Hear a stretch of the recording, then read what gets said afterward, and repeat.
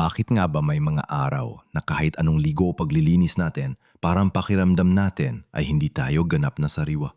Nakakapagtaka, di ba? Lalo na kapag nagkakaedad tayo, may mga kakaibang amoy na tila sumusulpot. At minsan, kahit ang mga mahal sa buhay natin ang nakakapansin nito, nahihirapan silang sabihin.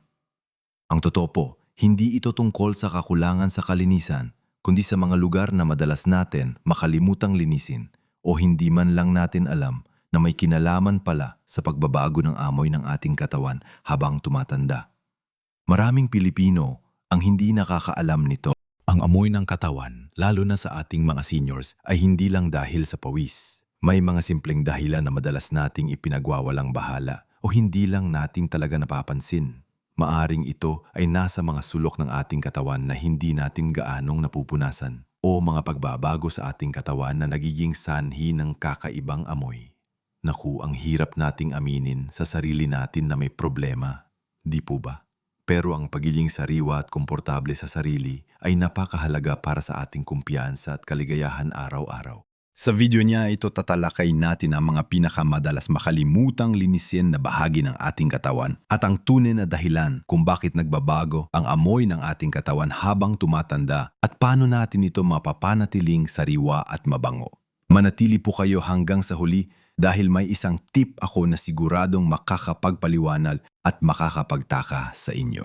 Ngayon, simulan na natin ang ating paglalakbay sa pagtuklas ng mga sikreto para manatiling sariwa at babango kahit anong edad pa natin. Hindi lang ito tungkol sa araw-araw na pagligo, higit pa rin ang kailangan. Ang una nating tatalakayin ay ang mga hindi gaanong napapansing bahagi ng ating katawan na madalas nakakalimutan nating linisin ng lubusan at ang malaking epekto nito sa amoy ng ating katawan. Naranasan mo na ba yung pakiramdam na naligo ka naman pero parang hindi pa rin ganap na sariwa? Malamang ang isa sa mga dahilan ay ang balat sa likod ng ating mga tainga. Oo, tama nga narinig mo, ang likod ng tainga. Madalas, sa pagmamadali nating maligo, hinahayaan lang natin na dumalang sabon at tubig doon. Pero ang totoo, ang bahaging ito ay mayaman sa sebo at dead skin cells na kapag nagsama-sama, lalo na sa mga nakakulong na espasyo tulad sa likod ng tainga, ay lumilika ng kakaibang amoy na hindi kaayaya. Kaya mahalaga na tuwing naliligo, kuskusin ng dahan-dahan ang likod ng iyong mga tainga gamit ang sabon at tubig. Huwag lang pahiran, kuskusin talaga. Kung maaari, gumamit ng malambot na basahan o tela para masiguro ang malalim na paglilinis. Hindi lang ito para sa amoy, makakatulong din ito maiwasan ang mga impeksyon sa balat. Bukod pa rito, isipin natin ang mga earlobes, lalo na kung may hikaw o palahinga ang ating mga ginang. Ang mga butas na hikaw ay maaari din magkaroon ng build-up ng dumi at dead skin. Kaya huwag kalimutang linisin ang hikaw at ang balat sa paligid nito. Maliit na detalye pero malaki ang epekto sa pangkalahatang pagiging sariwa. Sunod na madalas makalimutan. Ang ating pusod, hindi ba nakakagulat? Ang pusod ay parang isang maliit na lungga na madalas naipon ang dumi, lint, pawis at mga dead skin cells. Dahil sa pagiging malalim nito, lalo na kung mayroong kan inward navel, mahirap itong linisin ng maayos. Ang naipong dumi dito ay maaring maging tirahan ng bakterya at fungi na nagiging sanhi ng amoy. Kaya, sa susunod na maligo ka, kumuha ng cotton swab na may sabon o isang malambot na basahan na may kaunting sabon at dahan-dahang linisin ang loob ng iyong pusod. Maging maingat at malumanay lang dahil sensitibo ang bahaging ito. Pagkatapos, banlawan ng maigi at siguraduhin tuyo bago ka magdamit. Ang pagpapanatiling tuyo ng pusod ay mahalaga upang maiwasan ang pagtubo ng bakterya. At huwag nating kalimutan ang mga kuko sa kamay at paa. Ito ay napakahalaga. Hindi lang sa ilalim ng kuko, kundi pati na rin sa balat, sa paligid nito. Sa araw-araw nating paggalaw, maraming dumi, alikabok at bakterya ang maaring kumapit sa ating mga kuko. Kapag hindi ito nalilinis ng regular at maayos, lalo na sa ilalim ng kuko kung saan madalas nating hindi nakikita ang naipon na dumi, nagiging sanhi ito ng amoy. Maari din itong maging sanhi ng mga impeksyon sa balat at kuko. Kaya, ugaliing magsipilyo ng mga kuko gamit ang nail brush at sabon tuwing naliligo. Siguraduhin ding putulan ang mga kuko ng regular upang hindi maging imbakan ng dumi. Para sa mga kuko sa paa, mas mahalaga ito dahil mas madalas silang nakakulong sa sapatos at medyas kung saan mas mainit at mas basa, perpekto para sa pagdami ng bakterya. Ang pagpapanatili ng malinis at maikling kuko ay hindi lang para sa kalinisan, kundi para din sa kalusugan at kaginhawaan ng ating mga paa. Isa pa na madalas nating kalimutan ay ang mga singit, lalo na sa mga taong may mas malaking pangangatawan o sa mga seniors na maaaring may mas kaunting mobility. Ang mga singit tulad ng kilikili sa ilalim ng dibdib para sa mga kababaihan at ang mga folds ng balat sa tiyan o hita ay mga lugar kung saan madalas naiipon ang pawis at moisture. Dahil sa pagkakadikit ng balat sa balat, nawawalan ng bentilasyon ang mga bahaging ito na nagiging sanhi ng pagdami ng bakterya at fungi na siyang nagdudulot ng mabahong amoy. Hindi lang amoy ang problema, maaari din itong magdulot ng pang-angate, pamumula at skin infections. Kaya sa pagligo, siguraduing hugasan ng maigi ang mga sengit na ito gamit ang sabon at tubig. Pagkatapos maligo, napakahalaga na patuyuin ng lubusan ang mga bahaging ito. Gumamit ng malinis na tuwalya at dahan-dahang tapikin hanggang sa matuyo ang balat. Kung kinakailangan, maaari ring gumamit ng unscented powder o cornstarch para panatilihing tuyo ang mga singit lalo na sa mainit na klima ng Pilipinas. Ang simpleng gawain na ito ay makakatulong ng malaki upang manatili kang sariwa at komportable sa buong araw. Ngayon na naunawaan na natin ang kahalagahan ng paglilinis ng likod ng taina, pusod, kuko at mga singit, dumako naman tayo sa iba pang mga aspeto na nakakaapekto sa amoy ng ating katawan at paano natin ito mas mapapabuti. Nagpatuloy tayo sa ating pagtalakay sa mga sikreto ng pagiging sariwa at mabango. Bukod sa mga nabanggit natin kanina, may iba pang mga lugar sa ating katawan at mga bagay sa ating kapaligiran na madalas nating nakakaligtaan, ngunit may malaking papel sa amoy ng ating katawan, lalo na habang tayo ay nagkakaedad. Isipin mo gaano kadalas mong nililinis ang iyong bibig. Hindi lang basta sipilyo at mouthwash ang kailangan. Maraming Pilipino ang hindi gaano nagbibigay pansin sa paglilinis ng dila at gilagid. Ang dila lalo na ay parang espuha na humuhuli ng milyon-milyong bakterya, labi ng pagkain at dead cells. Kapag hindi ito nililinis ng regular, ang mga naipon na ito ang pangunahing dahilan ng bad breath o mabahong hininga. At hindi lang amoy ng hininga, ang mga bakterya sa bibig ay maaaring maglakbay patungo sa iba't ibang bahagi ng katawan at makakaapekto sa pangkalahatang amoy ng katawan, bagamat hindi direkta, nag-aambag ito sa feeling na hindi ka sariwa. Gumamit ng tongue scraper o ang likod ng iyong toothbrush na mayroon ding tongue cleaner para kuskusin ang dila araw-araw. Siguraduhin din na nililinis mo ang iyong gilagid at ang pagitan ng iyong mga ngipin gamit ang dental floss. Hindi lang ito para sa sariwang hininga, kundi para sa pangkalahatang kalusugan ng iyong bibig na siyang pundasyon ng iyong kalusugan. Para sa mga may pustiso o removable dentures, napakahalaga na regular itong lilinisan at ibabad sa denture cleaner. Ang mga denture na hindi nalilinis ng maayos ay nagiging breeding ground din ng bakterya at maaring magdulot ng masamang amoy. Ang susunod na punto ay hindi direktang bahagi ng katawan, pero napakalaki ng epekto sa amoy natin, ang ating mga kasuotan at sapatos. Gaano kadalas mo balabhan ang iyong mga damit, lalo na ang mga panloob at ang mga tuwalya? Minsan, akala natin ay malinis na ang damit dahil bagong laba. Pero ang totoo, may mga hibla ng tela na humuhuli pa rin ng amoy, lalo na kung hindi natuyo ng maayos o kung matagal nang nakaimbak. Ang mga lumang damit na hindi na gaanong nilalabhan o sapat ang pagkakalaba ay maaaring maging sanhi ng amoy na kumakapit sa ating balat. Kaya mahalaga na regular na laban ang lahat ng damit, lalo na ang mga panloob, medyas, at mga tuwalya, gamit ang tamang dami, ng sabon at conditioner. Siguraduhin ding matuyo ng lubusan ang mga ito bago itago. Para sa sapatos, ito ang isa sa pinakamadalas nating nakakalimutan. Ang sapatos, lalo na kung isinusuot ng walang medyas o kung ito ay basa sa loob, ay nagiging tirahan ng bakterya na nagiging sanhi ng amoy. Isipin mo, ang mga paa natin ay may libu-libong sweat glands at kapag nakakulong ang pawis sa loob ng sapatos, nagiging breeding ground ito para sa bakterya. Ugaling magpahangin ng sapatos pagkatapos gamitin. Kung maaari, magpalit-palit ng sapatos upang may pagkakataon ang bawat isa na matuyo ng gusto. Maaari ding gumamit ng shoe deodorizer o baking soda sa loob ng sapatos para masipsip ang amoy.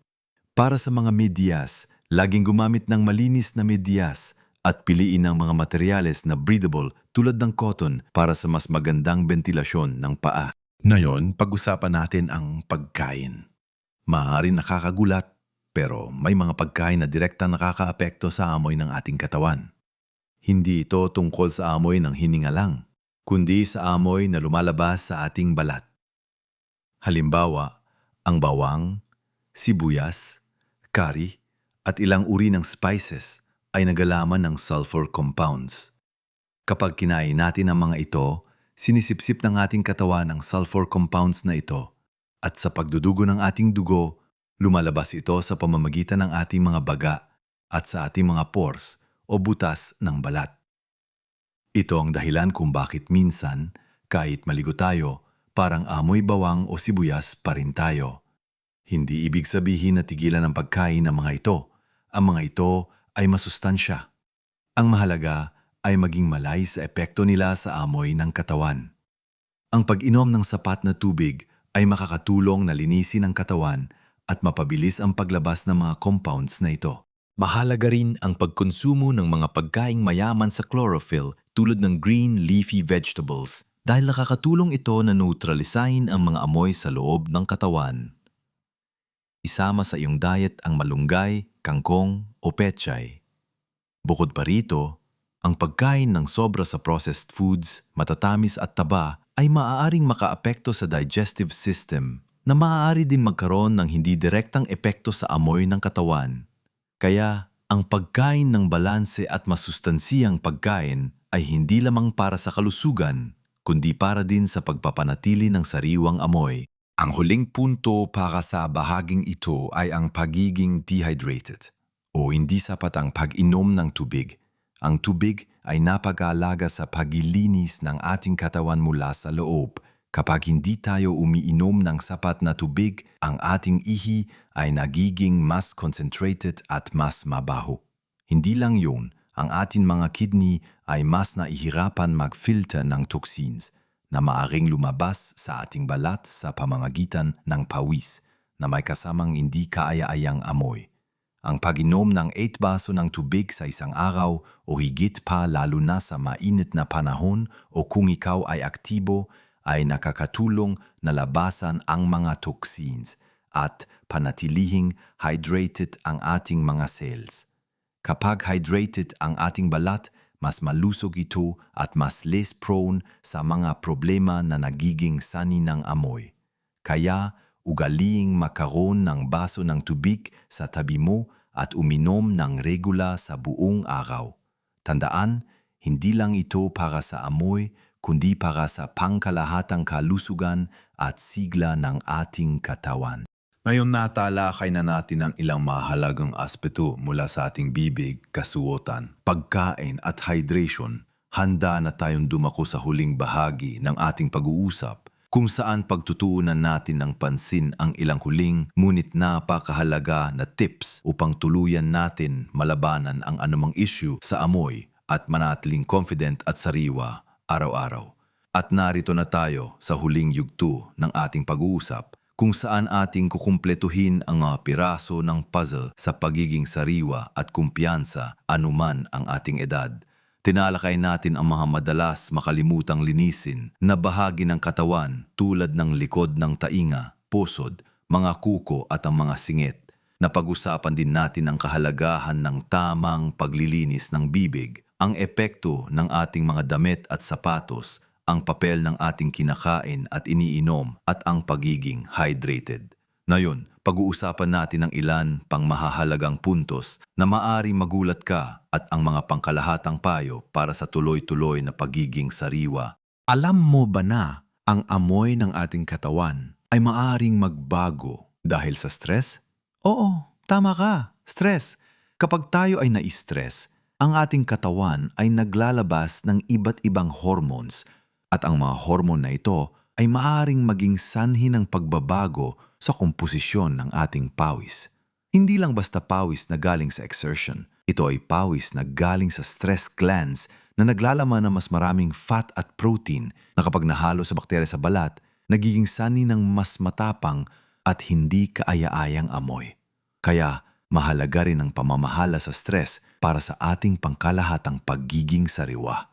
Subukan ang mga simple relaxation techniques tulad ng malalim na paghinga, paggawa ng mga bagay na gusto mo, pakikipag-usap sa mga mahal sa buhay o pagsasanay ng light exercises tulad ng paglalakad-lakad sa umaga. Ang pagtulog ng sapat ay isa rin sa pinakamahalagang paraan upang labanan ng stress at panatiling balanse ang ating hormones. Ang 7 hanggang 8 oras ng kalidad na tulog bawat gabi ay nakakatulong sa pagre-regenerate ng ating katawan at sa pagiging sariwa sa susunod na araw. Isa pang madalas na nakakalimutan ang ating mga kama at unan. Ang mga ito ay direktang nakadikit sa ating katawan na maraming oras habang tayo ay natutulog. Ang mga tela ng ating sapin sa kama, pillowcases at kahit ang mismong kutson ay maaaring magipon ng pawis, dead skin cells at alikabok sa paglipas ng panahon. Ang mga ito ay nagiging tirahan ng dust, mites at bakterya na nagiging sanhi ng hindi lang allergies kundi pati na rin ng hindi kaaya-ayang amoy na kumakapit sa ating balat at buhok habang tayo ay natutulog.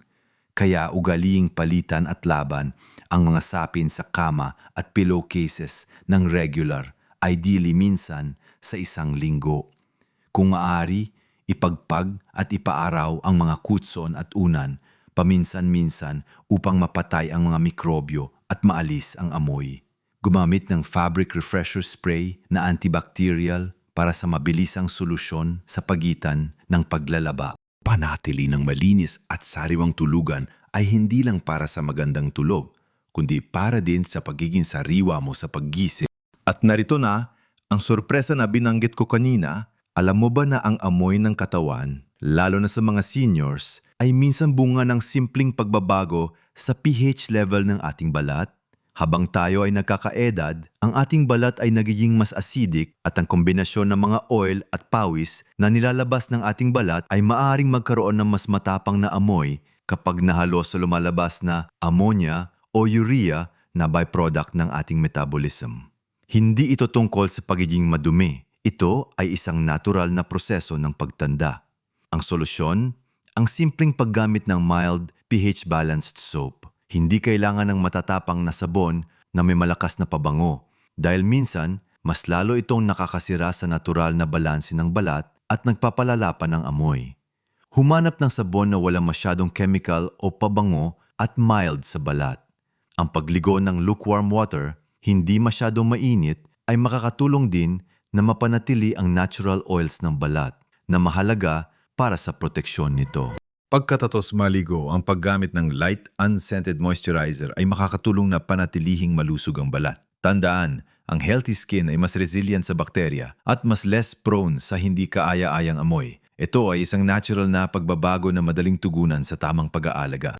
Kaya mga kapamilya, nakita ninyo ang pagiging sariwa at mabango ay higit pa sa simpleng pagligo. Ito ay isang kombinasyon ng pagiging mas malalim sa paglilinis ng ating sarili, pagiging malay sa ating kinakain at iniinom, pag-aalaga sa ating mga kasuotan at kapaligiran, at pag-unawa sa natural na pagbabago ng ating katawan habang tayo ay nagkakaedad.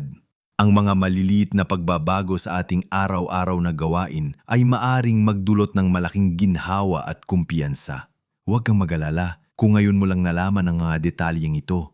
Ang mahalaga ay ang pagkilos natin ngayon. Ang bawat isa sa atin ay karapat-dapat na maramdaman ang pagiging sariwa at maging kumpiyansa sa ating sarili araw-araw. Gusto kong marinig ang inyong mga karanasan at kung ano naramdaman ninyo matapos ninyong subukan ang mga tip na ito. I-share nyo po ang inyong mga saloobin sa comment section sa ibaba. Ang inyong mga kwento ay maaaring maging inspirasyon at tulong sa iba. Kung nakita ninyong kapaki-pakinabang ang video na ito, pakiusap, bigyan nyo kami ng like at huwag kalimutang mag-subscribe sa aming channel para sa mas marami pang kapaki-pakinabang na payo tungkol sa kalusugan at kagalingan para sa ating lahat, lalo na sa ating mga seniors. Tandaan, ang bawat araw ay isang pagkakataon para maging pinakamahusay na bersyon ng ating sarili. Huwag nating hayaan na ang mga maliliit na bagay ay makasira sa ating kumpiyansa at kaligayahan. Live your best life at every age. Maraming salamat sa inyong panonood at pagsuporta. Hanggang sa muli.